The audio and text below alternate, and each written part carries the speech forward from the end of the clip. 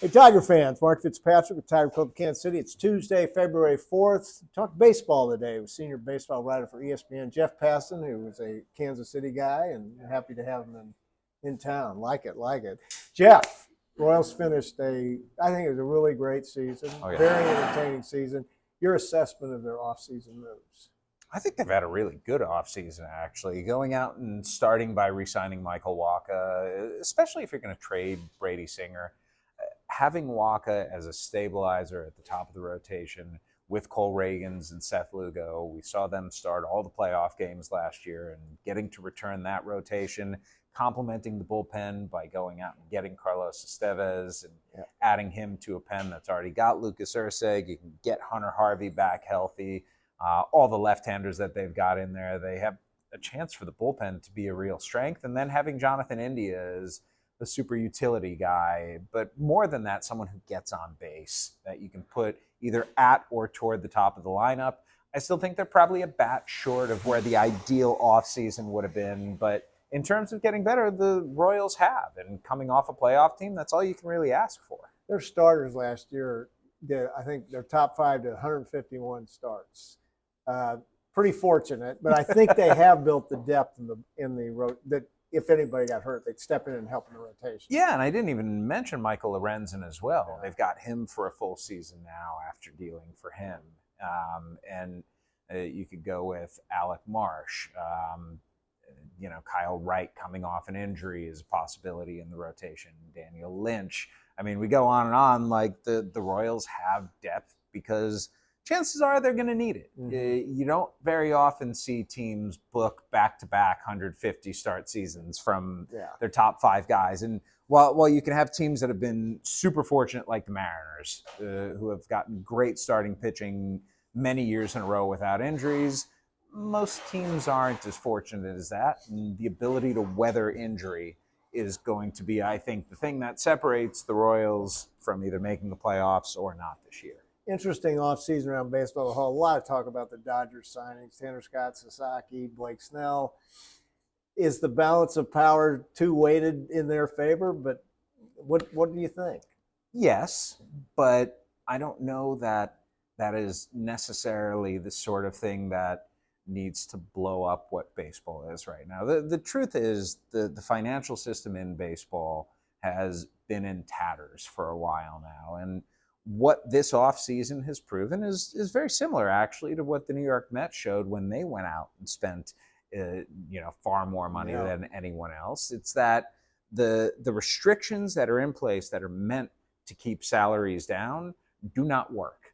And so when they're not working on those top echelon teams like the Dodgers and Mets, but they are working to keep other teams down, you get this great disparity there financially. And if there is a team like the Dodgers that does everything well, they draft well, they scout well internationally, they develop players well, they sign the right free agents, they don't overextend themselves in contracts. Like, they are the model organization that happens to have the largest war chest behind it.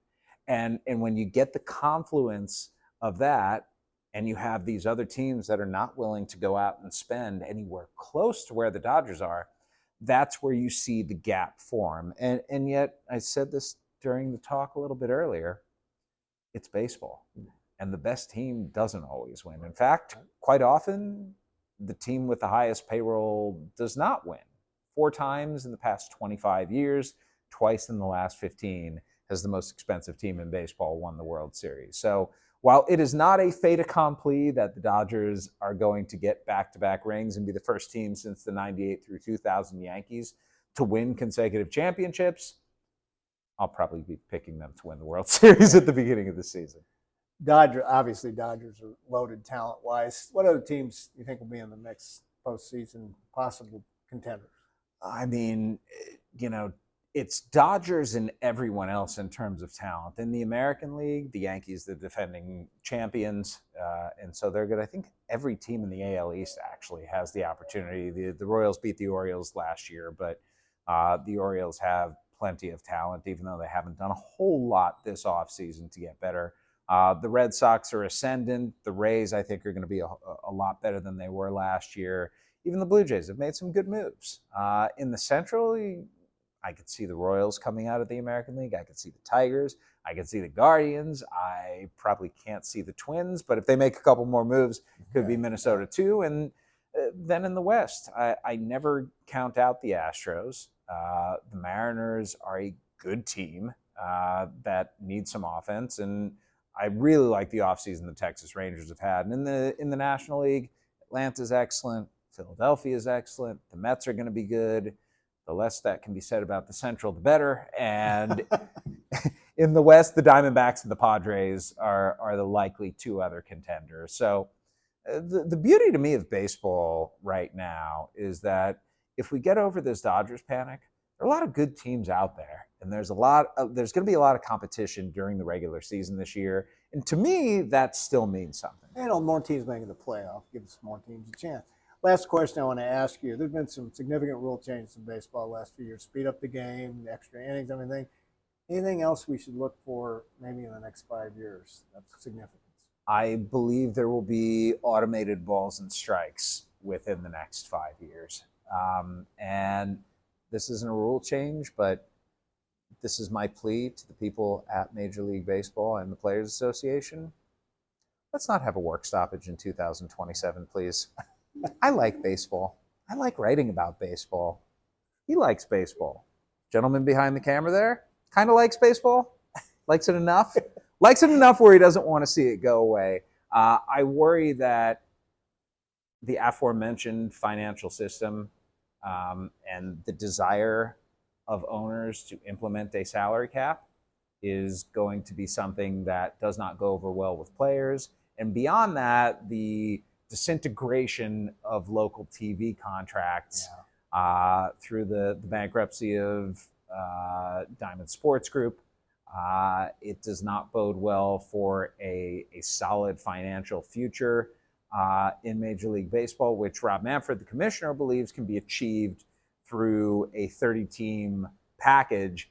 The problem with that is the Yankees and the Dodgers and the Mets and the Red Sox and the Cubs probably don't want to give up the TV networks that they own in order to further distribute money. So it's not just going to be owners versus players. There's a possibility that you're going to have owners versus owners as well. Wow. Okay, on that positive note, we'll let you go. Thank you, Jeff. We are lucky to have you in Kansas City. I'm lucky to be here in Kansas City. Hey, next week from PowerMizzou, our regular guest, Gabe DeArmond. Lots to talk about with the Tigers after a great football season and what's so far been a fantastic basketball season. Make sure you join us here at the Westport Flea Market. Also, registration is open for our annual golf tournament in June. And for that, you go to kctigerclub.com to learn more. Go Tigers.